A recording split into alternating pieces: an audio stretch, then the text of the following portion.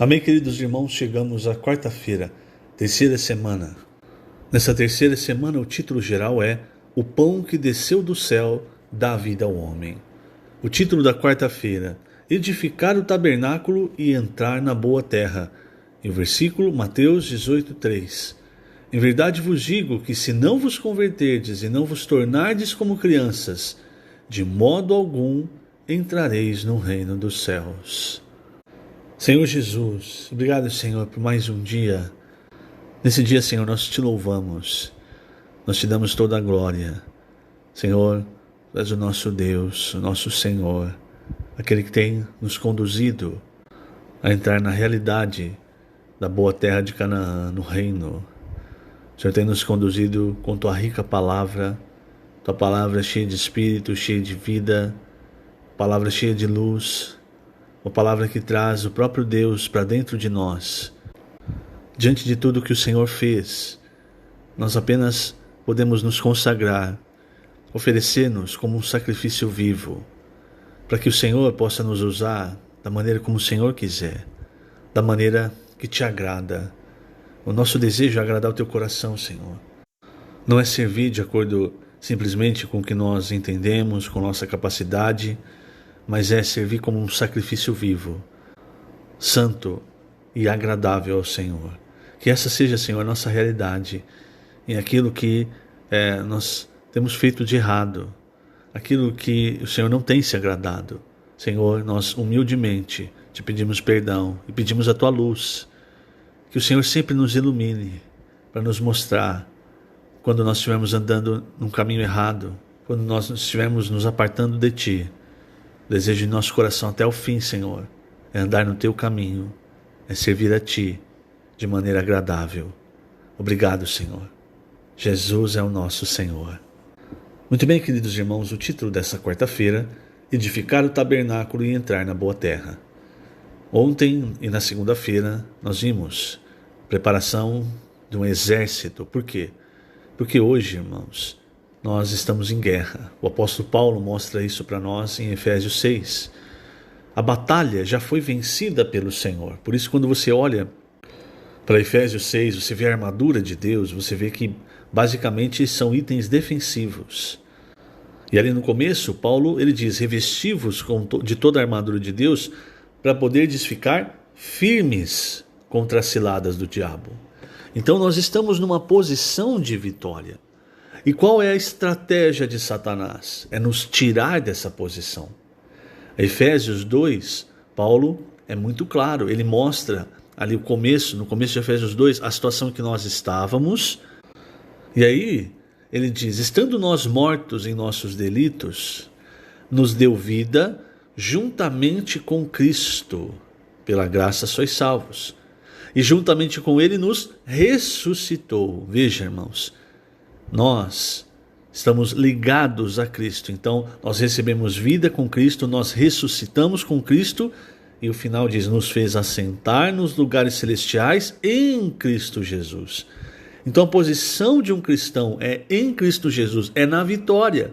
Agora essa vitória, irmãos, ela é concretizada na volta do Senhor, quando o Senhor então vai tomar posse de todo esse mundo.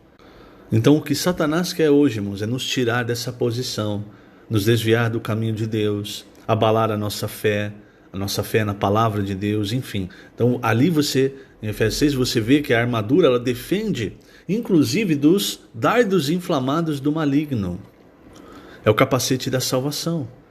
Paulo ele falou para os coríntios, eu receio que assim como a serpente fez com Eva, enganando-a com a sua astúcia, nunca se esqueça disso, irmãos. Satanás é astuto.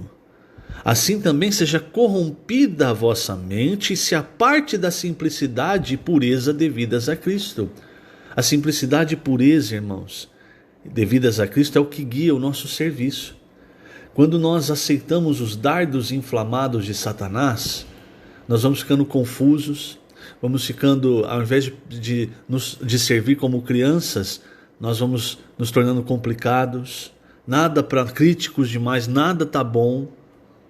Por isso tem o capacete da salvação, tem a espada do Espírito, tem o escudo da fé, com o qual nós podemos apagar os dardos inflamados do maligno que vem principalmente contra a nossa mente. Então, querido irmão, querida irmã, por que eu estou mostrando isso? Porque se você olhar o Antigo Testamento, como nós vamos ver alguns trechos hoje, você já vê essa figura do exército pronto para a guerra, para tomar posse da boa terra e da edificação. Então nós somos tanto um exército de jovens santos, como também somos os que edificam hoje a casa de Deus. No Antigo Testamento era o tabernáculo, depois o templo, mas hoje é a igreja, o corpo de Cristo. Então você vê isso em Efésios, você vê a luta, você vê a edificação. Eu vou ler agora um trecho aqui na página 45, que nos mostra com um pouco mais de clareza esses dois pontos. Na página 45, terceiro parágrafo. No deserto havia duas metas a ser alcançadas: a edificação do tabernáculo e a entrada na boa terra. Na verdade, trata-se de um único objetivo. Hoje também estamos aqui para edificar a igreja, a fim de entrar na boa terra, que é o reino milenar. Somente os vencedores reinarão com o Senhor no milênio. A velha geração do povo de Israel ficou prostrada no deserto por causa de sua incredulidade e desobediência. Daquela geração, somente Caleb e Josué entraram na boa terra de Canaã. Quem conseguiu entrar foi a nova geração, representada hoje por nossos jovens e adolescentes. A atitude dos mais novos com relação à palavra, amando-a com simplicidade e inculcando-a no coração, mostra que estão na direção certa, rumo à boa terra de Canaã. Os adultos também estão nessa caminhada. Mas para entrar no reino dos céus, eles precisam converter-se e tornar-se como crianças, ou seja, precisam voltar à simplicidade. É por isso que nós temos a armadura de Deus. Porque, eu vou repetir, o Senhor nos colocou numa posição de vitória, irmãos. Do mesmo jeito que quando o Senhor tirou o povo de Israel do Egito, era para conduzi-los à boa terra de Canaã, um caminho de dias. Mas esse caminho de dias se tornou anos e aquela geração caiu no deserto. O que precisa cair no deserto é o nosso velho homem. O nosso velho homem, ele tem dificuldade de aceitar qualquer coisa que não seja a sua vontade, inclusive a vontade de Deus. Então ele está sempre tomando a frente. Se não for do jeito que eu quero, se não for do jeito que eu acho, se não for do jeito que eu me sinto confortável, então eu não vou. Então não é a obra de Deus, então não é a vontade de Deus. Esse é o nosso velho homem. Por isso, irmãos, tem sido tão falado sobre nós nos tornarmos como crianças. Porque foi a nova geração, essa geração, a geração que nasceu no deserto, que entrou na boa terra. Só Josué e Caleb, da antiga geração, entraram na boa terra de Canaã. E por quê? Porque houve neles um outro espírito. É o espírito que deve haver em cada um de nós. O espírito de avançar na vitória que o Senhor nos deu, firmes, obedientes, seguindo a palavra do Senhor, não deixando que nem na direita nem na esquerda ninguém nos venha a enredar, nos venha a enganar. Muito bem, vamos falar um pouco sobre a obra de edificação, porque hoje todos nós ontem nós falamos sobre a questão do exército, na segunda também. Não deu tempo de falar muito sobre edificação, vamos falar um pouco mais hoje. Quando nós falamos da edificação da igreja, irmãos, eu vou mostrar primeiro Efésios 4, depois eu vou mostrar essa figura aqui. Então, em Efésios 4, nós vemos a figura da edificação da igreja. No versículo 11, diz assim, estava falando de Cristo, do Senhor Jesus, da vitória do Senhor Jesus. E aí no versículo 11 diz, Ele mesmo concedeu Ele mesmo, cabeça, Ele entregou, concedeu uns para apóstolos, outros para profetas, outros para evangelistas, outros para pastores e mestres. Eu vou repetir, Ele concedeu, Ele enviou, Ele entregou. Essas pessoas são os homens dons, que é falado no versículo 8. Por isso, diz, quando Ele subiu às alturas, levou cativo o cativeiro e concedeu, aqui na versão Ferreira de Almeida, dons aos homens, mas a palavra é homens dons. A ideia é de que Ele concedeu homens como um presente ao seu corpo para a edificação do seu corpo. E você vai entender isso quando eu voltar na figura de Crônicas. Então, ele mesmo concedeu apóstolo, profeta. Quando você rejeita um profeta, um evangelista, pastor, um mestre, um apóstolo, cuidado, você pode estar rejeitando alguém que o Senhor deu para o seu corpo, para ajudar na edificação. Então, por que ele deu essas pessoas, esses homens dons? Versículo 12. Com vistas ao aperfeiçoamento dos santos, para o desempenho do seu serviço, para a edificação do corpo de Cristo. Então você entende? Esses homens dons trabalham para aperfeiçoar os santos, para a edificação do corpo de Cristo. Agora, vamos voltar para o segundo livro das Crônicas, no capítulo 2. Nesse capítulo, Salomão, ele resolve, agora chegou a hora de edificar o templo, edificar casa ao Senhor. O que Salomão fez, irmãos? Ele fez um pedido a Hirão, rei de Tiro, que era um lugar onde havia especialistas na construção, na edificação. Ele disse assim: manda-me, pois, agora um homem que saiba trabalhar em ouro, em prata, em bronze, em ferro, em obras de púrpura, de carmesim e de pano azul, que saiba fazer obras de entalhe juntamente com os peritos que estão comigo em Judá e em Jerusalém, os quais Davi meu pai empregou. E aí o rei de Tiro respondeu, versículo 13: agora, pois, envie um homem sábio de grande entendimento, a saber, Hirão-Abi. Então você percebe aqui, irmãos, que Salomão ele vai edificar a casa, o templo, e ele pede para o rei de Tiro: olha, me manda alguém que saiba trabalhar com esses materiais. E da mesma forma, nós vemos em Efésios o quê? Deus enviando homens dons para trabalhar, entre aspas, os materiais de edificação da igreja, que são os irmãos, são os santos, principalmente aqueles de um talento. Então é trabalhar esses materiais para que esses materiais, esses de um talento, venham a ter 2, 4, 8, enfim, multipliquem os seus talentos e se tornem eles também homens dons.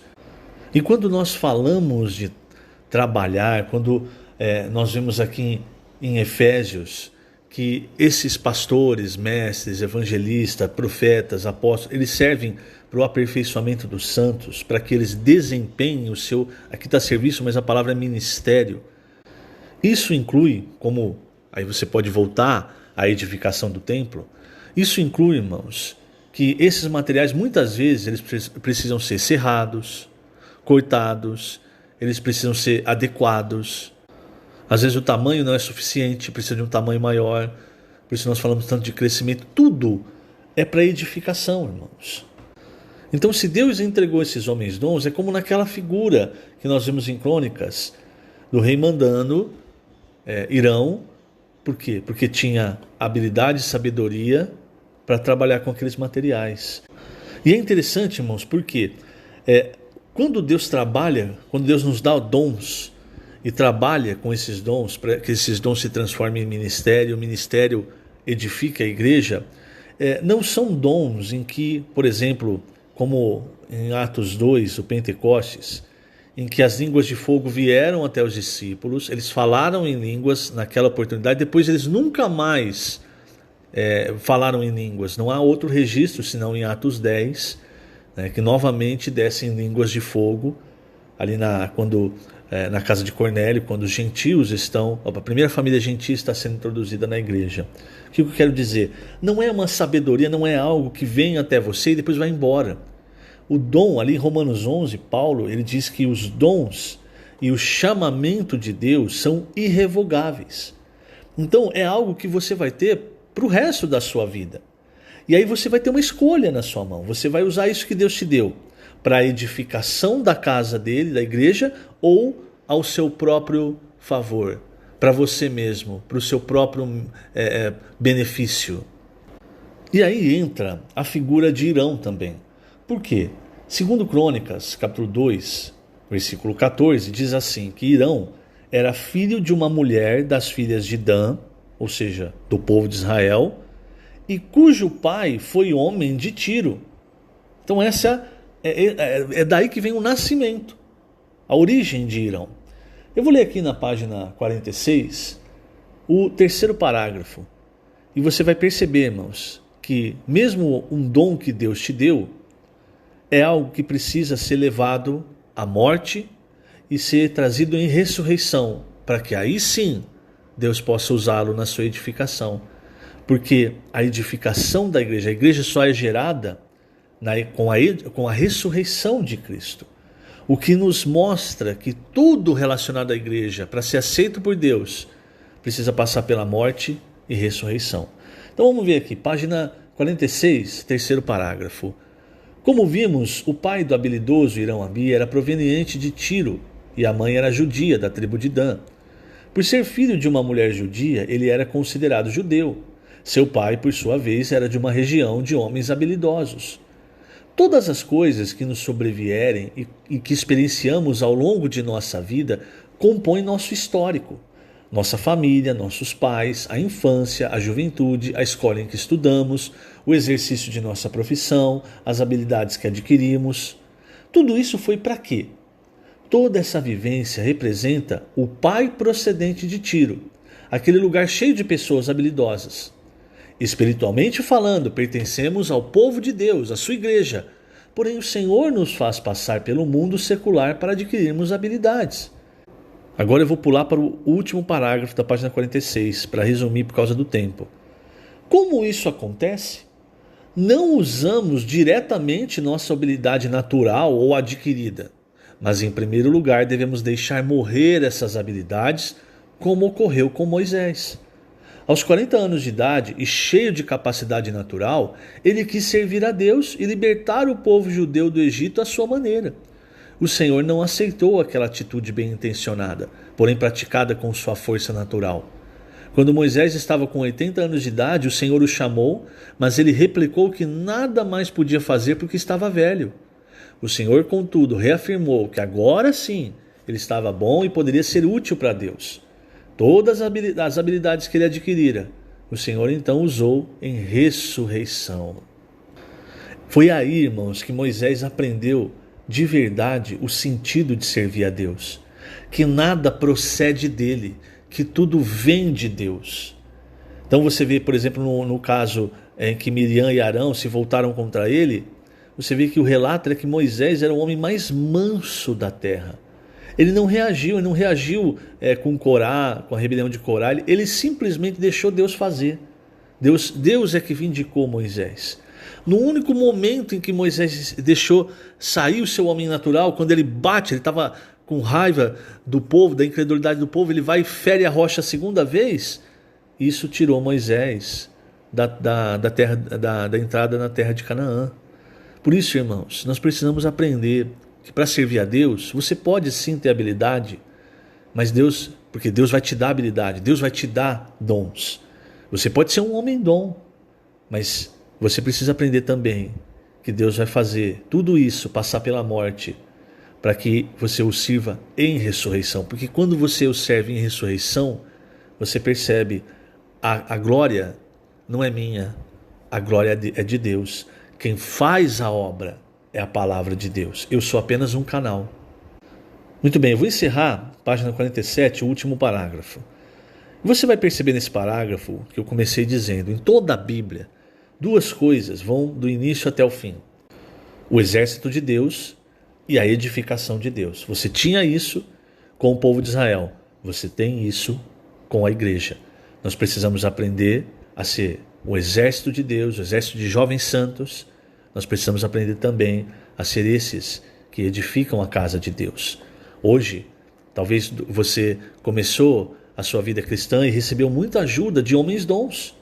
Agora, o que Deus espera de você não é que você fique recebendo ajuda por toda a sua vida. É que você receba ajuda para desenvolver o seu ministério.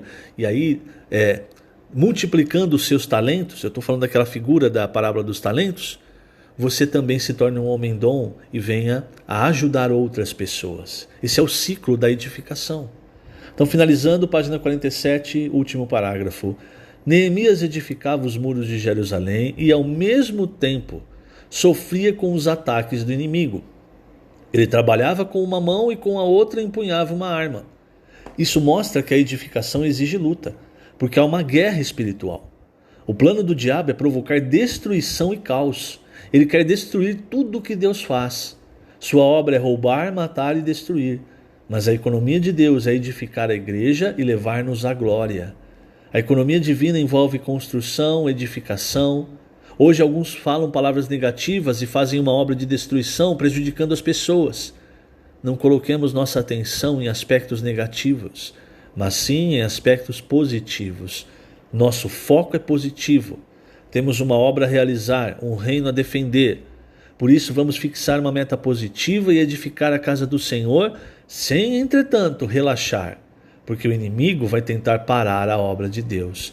Não permitamos que isso aconteça. Vamos prosseguir, visando sempre as coisas positivas. Se você pensar nessas duas linhas, irmãos, isso acontece até no Jardim do Éden. Me lembrei agora. Quando o Senhor fala com Adão, ele fala, está aqui o jardim, e o que você deve fazer? Você deve cultivar e guardar. O guardar é guardar para que as coisas negativas não entrem. E o cultivar é cultivar tudo que é positivo, tudo que vem de Deus. É o que nós lemos aqui no final do elemento diário de hoje.